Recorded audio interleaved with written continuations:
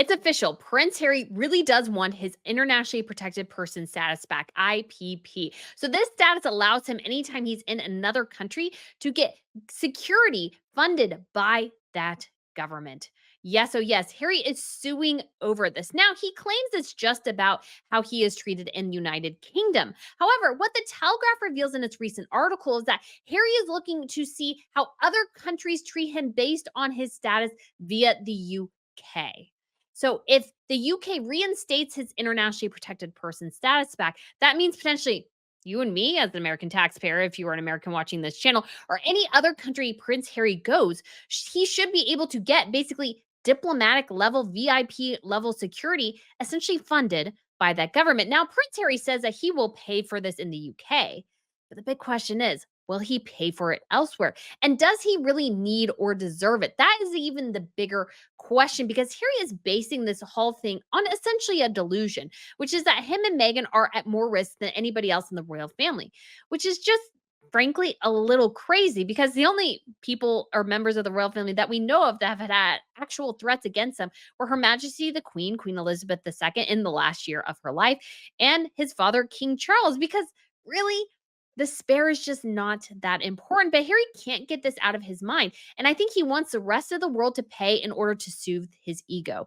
Because I bet you bottom to dollar, if that status is returned, yes, maybe, just maybe, he might cover his own security costs in the UK that is required to be given to him if this case goes a certain way. But I want to bet you anything, especially based on what's shared in the Telegraph article, that he wants the rest of the world to also pay for it because he doesn't want to. Why? Because I really don't think they have the money to keep up the demands of their delusions. So we are going to explore this today because it's very important because I do not want my taxpayer dollars funding a man and a woman who are trying to make it in Hollywood, trying to be cosplay royals and failing all around. I don't want that.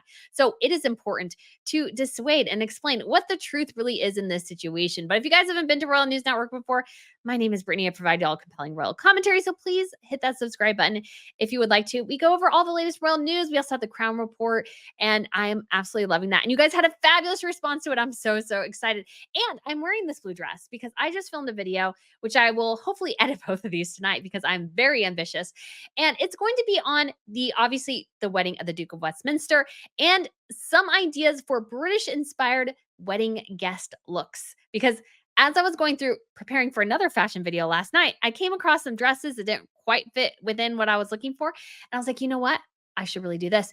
And I did also wear my fascinator in that previous video, which is why my hair is a little messy, but I'm not putting it back on because it gave me a massive headache. So I do love this. So I got this from John Lewis. So if you're in the UK, John Lewis is a great place to go to get a fabulous fascinator if you want to. So let's go ahead and get into this article because, like I tell you guys all the time, I really like to go with the best of the best articles. So I'm not just going to go with any old article. I'm going to go with British sources because they have the best understanding, especially when it comes to this whole court case. Because I don't really understand the British system. I think it's a little weird. I'm sure some people don't understand the American system. I don't fully understand the American system, but my understanding of the British system is this zero.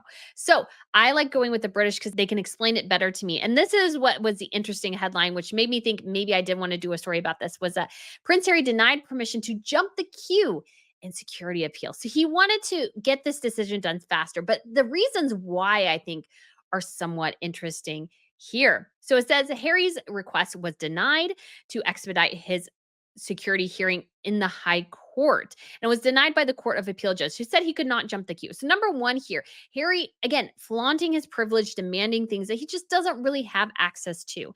And this is a bad look. This is just a really bad look. He needs to focus right now on actually having a real job. The problem right now, Harry and Meghan have is they have no real job. They've done a couple of things, failed massively at them. Meghan supposedly has ARO coming, American Riviera Orchard, but it's been 12 or 13 weeks now. I believe 12 weeks. We've had also nothing.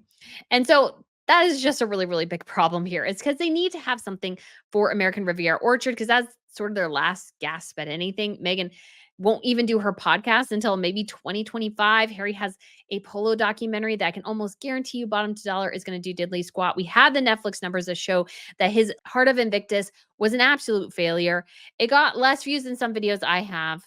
And that's pretty sad because I have no marketing budget. I don't work with Netflix. I do it all myself from my computer in my office. So That's pretty sad. But again, it's the constant issue with him is his need to feel important. That's what's really, really critical here is Harry needs to feel important. And he does this through a variety of methods, but this is one of them. He thinks he's so important that he's more important than his brother, his father, his nephew, his niece, his other nephew, his sister-in-law, his mother-in-law, that he's more important than all of them, which in a royal system, he is not. And the reason people don't like him, or the reason maybe his security risk might be higher than it should be, is because he's obnoxious. And him and Meghan did Oprah Winfrey. They did the Netflix series. He did his book. He did so many things that caused the public to turn against him. And because of that, maybe, just maybe, it's possible that his security risks are higher than maybe other members of the royal family. But why should anybody pay for his stupid? He's the one who made the decision to do that. He should have to live with the consequences, he and his wife. So that is one of the core issues I have with his security demands is both of them are delusional because honestly, he's not that important in the totem pole anymore, especially as the Wales' kids get older. He actually probably would have been naturally phased out of security, as has happened with all the royal families in Europe. Skin color has absolutely nothing to do with any of this. It's just the natural progression of what is happening in Europe. But the additional level of him gaining and putting all this attention on himself and his wife, negative attention results in maybe negative consequences. And if a security risk is higher because he has been kind of stupid, then why should anybody pay for that? That is my question. So let's go on here. Because again, there's some good stuff here. So Prince Harry this week was granted permission to appeal his decision, which was made back in February. And so it was regarding the government's right to deny him automatic police protection. And part of this is related to IPP, internationally protected person status. So, for example, Queen Maxima and King Wilhelm Alexander are coming to the United States, which I'm really bummed about because for some reason I didn't know about it until today. They're arriving on Monday, and they announced this, I think, 2 weeks ago. And so I totally missed it. It wasn't on Twitter anywhere. I really need to be watching those royal sites more closely because I probably could have seen them. A debate going. I probably shouldn't. I would like to. It'd be fun. Be but I have no plan. It's hard when you don't have a plan and you don't know exactly where you're going or what you're doing.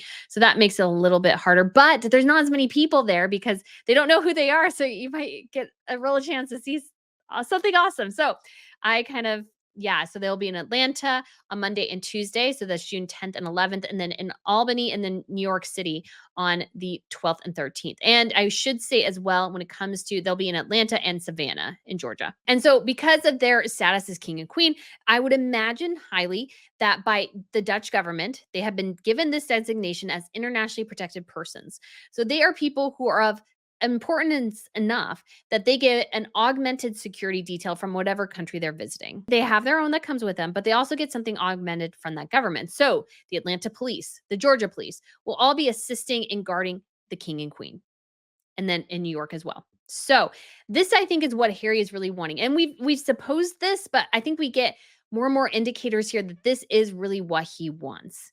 And unfortunately, if this happens, then this might have broader reaching implications, and countries might be out millions and millions upon millions of dollars to protect Harry and Meghan for no discernible reason. Because Harry is not that important and he needs to get that through his thick skull. He's not that important to the British monarchy anymore. If he's caused himself to have more security issues, I feel like at this point, since he's left the royal family, that is his problem. Now, granted, this has to go through the court process, but just think that's important to message in. Okay, so it goes down on and to say he wanted the appeal to be heard by the end of July, in part due to fears that the ruling would influence the approach other countries take to his security. That's the key bit here. He wants to see how other countries approach his security. And if he gets that, then that might mean I have to cover part of his security as an American taxpayer. If you're in Australia, you might have to cover if him and Meghan go there. In Canada or in Mexico or in the Netherlands or in Spain or in Ghana in Africa, somewhere, people would have to give him more security based on how the UK government treats him. That's a problem because the reason he got security to begin with is that he was a representative of the head of state. He was part of that head of state representation, which is the British monarchy. Since he's not part of that anymore, he does not need that level of security because he is not part of that head of state status anymore. So if the UK government allows this, then they are on the hook for everything Harry and Meghan are doing in many ways. It may cause problems with other governments because they're like, well, we had to cover the security for this Duke and Duchess of nothing who ran around, did a fashion show, did a couple of charity events. We didn't get any money for it. We got no discernible benefit from it. And so it will cause friction with other countries. This is a huge, huge, massive, massive problem. The UK government can't allow this to go forward. And it says the Sussexes are understood to be planning multiple overseas tour in the coming months. The Duke argued that the litigation has already dragged out for 2.5 years, and his legal team would be busy with other matters from October. And although the Lord Justice being allowed the appeal, he refused the application to expedite the proceedings. The judge noted it is rightly not suggested that the claimant is entitled to jump the queue because of his status. Yes, Harry needs to understand what his status is. And he just doesn't seem to have, he can't seem to conceptualize it. And again, this is something that would have happened naturally. Naturally, Anne and Edward were phased out of full time security, and Andrew as well. They get full time security, Anne and Edward, when they're on engagements, but they don't get the 24-hour protection that Catherine and William do. Why? Because they're not important. Royalty is all about hierarchy. That's the same across the board. So when it comes to the king and queen of Sweden, their firstborn daughter, Crown Princess Victoria, and her family probably get 24-hour security. But the rest of the royals, if they're on royal properties, they're protected under that apparatus, but they probably don't get much more than that. Why? Because they're not important. This is, again, how all monarchies function. Harry is not immune from this. Again, this was already happened. Harry expedited a process that was already happening when he and Meghan left. And it was his decision. And again, he has to live with the consequences here. Canada could not be required to pay for his security. Like they probably spent millions on his full time security because they had to, because he had this internationally protected persons. Now, if they get this, maybe in the United States, we would also be responsible for this. It's ridiculous. It is absolutely ridiculous. It's entitlement in the extreme. You left. Yes, your father is important. We get that. But you left. You left the country. You left the family. What do you want the rest of the world to do? Apparently, he wants us all to pay for this because I don't think he can pay for this. That's, I think, the big, big thing here. And so he says there were 5 grounds of the appeal. He dismissed the Duke's argument on timing, pointing out that he had not lodged legal proceedings until 18 months after the decision was made to withdraw his right to automatic security in February 2020. So this is interesting. And so he didn't springboard this until 18 months afterwards. And so by that point, you should be reused to life without, your royal protection anymore. But I wonder if there's a couple of factors here. So he didn't seek the judicial review until September 2021. And I wonder if this was connected to the Queen's Platinum Jubilee. And I wonder if this was connected to Meghan's demands for them to attend the Queen's Platinum Jubilee. Because I think the truth here is that Meghan doesn't want to go, and she's doing everything in her power to put roadblocks in Harry's way to come home. This is another one of ways she's doing that is through this. And Harry's wasting a boatload of money on this issue. And Revick cannot allow this to proceed. And I think the government will find in Revick's favor, in the government's favor here, or there'll be rules changed to kick Harry out. Like, Harry is not going to get his way here at the end of the day. He's just not. They cannot justify it. They can't justify the taxpayer expense, regardless of what Harry said he's going to pay for this. Because at some point, the taxpayers are going to pay for this too. And the rest of the world then would have to pay for Harry and Meghan's security wherever they go. And I think the key thing here is money. Money, money, money, I think, is very much the key here because Harry, I don't think, can afford too much. But I will have to say, one of the sponsors for this video is Ana Lucia Diamonds. I'm wearing my ring here today, tennis bracelet, necklace, some earrings here, and they are just all great quality lab created diamonds. They are so, so fun. I just love when they sparkle. It just makes me so happy. And what's really nice is that you can get a great price point and something great, especially something timeless like a tennis bracelet. It's just so unbelievably timeless and elegant. You just can't go wrong with it. 150%. Of course, the ring here as well. And I just absolutely love everything I have from them. It's so great. So if you guys are interested in that, you use code ROYAL20 and you will save 20%. And you get a great quality for a great price. So let's get back into this article though, because we'll get more into this. And I did want to just point this out. So this was in January 2020. This was about 2 weeks after Harry and Meghan left. It said the cabinet secretary and the chairman of Revik. So this is the organization that determines who gets this IPP status, who gets government funded security, meet with senior officials from the royal household, including the Duke's private secretary, and again suggests that an exploration of private security options should begin. So this was a writing on the wall from the jump. Harry and Meghan had a year to change their minds. And I just wonder if they were thinking the royal family would change their mind. And so in February, a month later, the Home Office decision that the Sussexes would no longer be entitled to automatic police protection is sent in writing to Buckingham Palace. So this was again a committee deciding, okay, here he is living in Canada. We don't know what he and Meghan are going to do. They really don't know what they are going to do. Meghan had some sort of dream of Hollywood, but that's all they knew. And so they're like, we can't protect two people who are trying to make it in Hollywood. That's not our job. That's not what the taxpayer funding is for. And then in September, Harry launches his legal challenge. So it's just interesting. So in February, he comprehensively lost the case in a scathing ruling handed down by Justice Lane, who insisted that the decision made by the Royal and VIP Executives Committee, Revik, had not been irrational or procedurally unfair. And it hadn't. They cannot justify it. Harry is not that important. He left. Everybody's got to move on, including Harry, the only person who seems like can't. However, Lord Justice Speen, who's reviewed the appeal request, said that ground one, which is understood to suggest that the Revik failed to follow its own written policy, would have a real prospect of success. So this is the only count that he can actually challenge. They also concluded that Justice Lane may have erred in concluding the Duke was not in a comparable position to those in other VIP category who receive state security. I think he's wrong there. And perhaps this was something that needs to be evaluated. But the thing is, Harry used to be, but then he left. He's no longer a working royal. So he's not part of that anymore. But I love this. The prince's other arguments were branded unpersuasive. But this one should be too. I'm a bit disappointed that Justice Bean didn't understand. Perhaps, I mean, it might be all the legalese, but he is not comparable anymore because he is no longer, again, a working royal. Other royals don't get full-time security if they're not working royals. Why is Harry any different?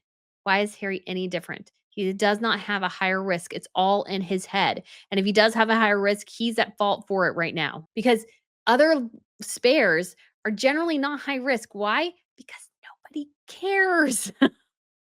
You won't make a big impact by targeting Harry and Meghan. You just won't. It's more about the actual royals. You can actually change history by changing up the line of succession. Harry and Meghan won't change any of that. It's actually the rest of the royals. Just saying. Lord Justice Bean and just said Justice Lane was plainly entitled to find that the Duke had the ability to make representations as to how he should be treated. He also found the potential impact of a successful attack on the Duke was at the core of Revik's deliberations, and that as such, there was no prospect of the judge's findings being disturbed on appeal. So it seems like he found, or at least Justice Bean, again, I don't know how any of this works, basically that Harry's prospects or his delusions on a attack didn't really have any prospect. They just weren't really all that critical. And so this is though the real reason Harry wants this to go away or at least finish. Is that the fifth ground was based on cost. The litigation has already left the Duke with an estimated legal bill of more than £1 million, something he seemed keen to reduce. Well, so sorry, Harry, you started this. You have to finish this. I mean, again, just the entitlement. I think that's the whole thing. Just the entitlement. One, to keep this going forward. Two, to try to jump the queue. And then three, to want this to be done because it's costing him too much when he's the one who filed it in the first place. He knows how the British legal system work. Again, the only person who is actually going anywhere in this whole situation really is Harry's lawyers. Those are the only people making money in this scenario are Harry's lawyers.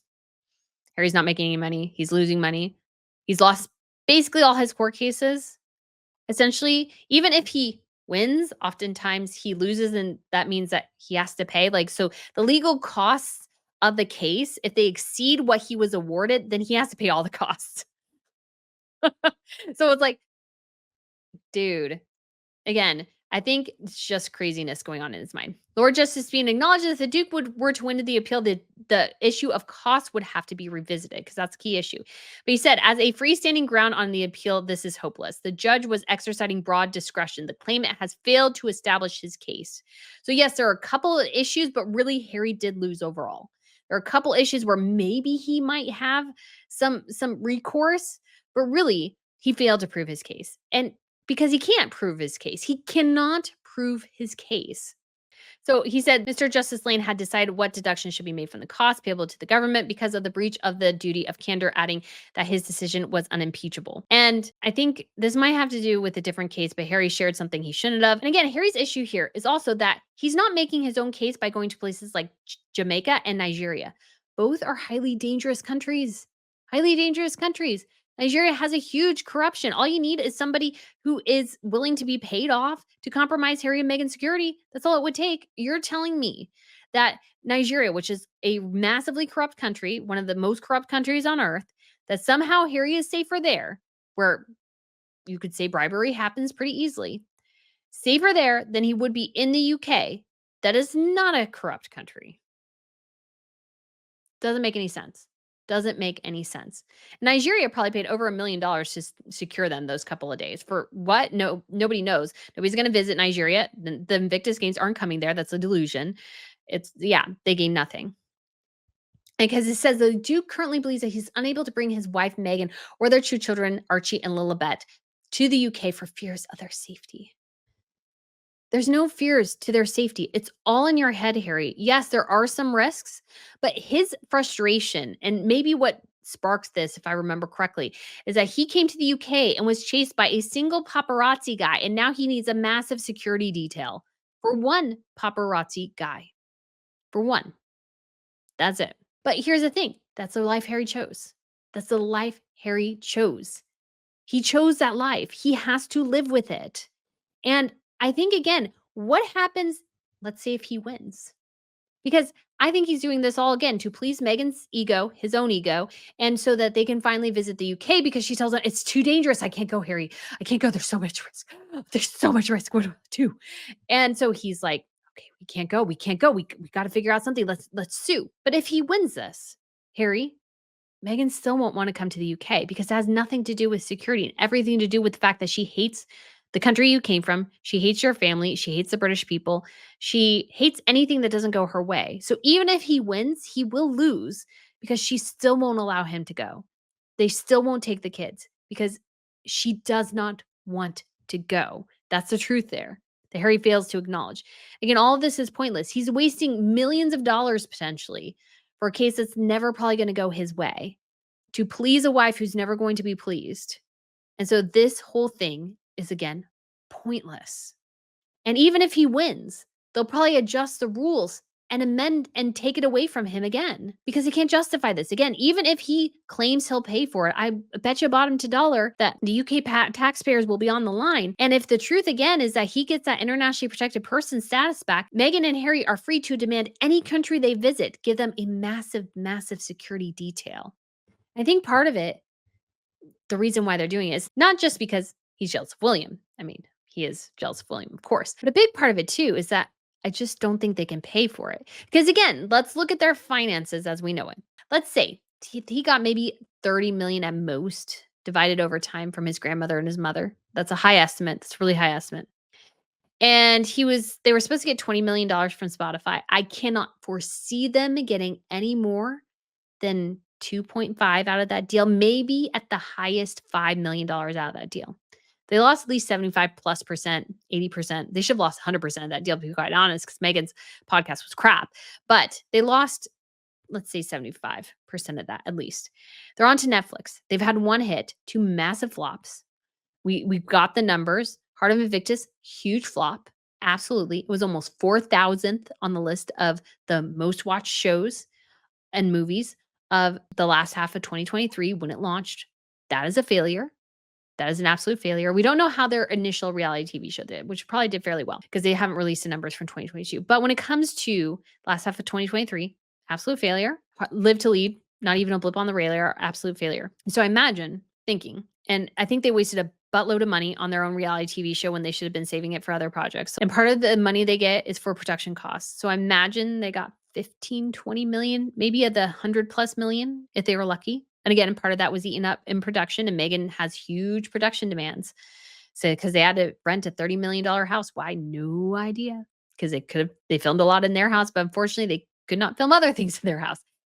That just doesn't totally work. And then The only thing that probably did really well was Harry's book, but they printed a ton, but they still have a bunch of hardbacks they have not sold. So I think they overproduced the hardbacks, and that inflates the numbers because they say sold because it was sold to a store, but the store maybe still has a ton of physical inventory. So they haven't ordered more. So there's maybe a bunch of stores just sitting on a bunch of Harry's book. So it looks like it was a bestseller when it was really inflated. And this is happening a lot within the publishing industry for sure. People and publishers buy their own books to make it look like they sold more, et cetera, et cetera. So not that Harry's book didn't sell, but I wonder if, again, they overproduced the hardback and they can't get rid of them. They can't offload them. So Harry maybe got a decent amount of money from that. Maybe let's say 20 million. Their house cost 15 million. They got California taxes, which are outrageous. They got a lot of other taxes. They've got a lot of different things. And I imagine $10 million from something of one of their deals went into their Archwell Foundation. I think the $10 million donation was a way for them to basically look like they were very charitable one year so they could get a huge tax break. So looking at that, but they've lost so much money so far. They've lost at least 75% of what they could have gotten from Spotify, maybe 80 to 75% of what they could have gotten from Netflix so far. So they're looking at a very uncertain future. And I think the cost of 24-hour security, that is what's going to kill them because that's expensive. Like massively expensive to keep such a massive security apparatus around you all the time. 24-hour, maybe for both of them. She gets escorted going to the gym. She has sweats and a cap on, and she's getting escorted to her car. The guy opens the car door for her, drives her away. They might spend $5,000, $10,000 a day on security. That money is going to run out at some point. You cannot do that forever. That does not have a limitless bandwidth because they're not making enough money to support that. So I imagine the truth at the end of the day is they want other people to come up and take up that burden for them, the one that they created themselves and one that they could get out of if they really wanted. And again, guys, I think this is just a massive ploy to get everybody else to pay for them because they don't want to pay for them. So, guys, let me know what you think of this video. Let me know what you think of Harry's latest court case. I'd love to get your thoughts. Thanks for watching, and I shall see you soon. Bye.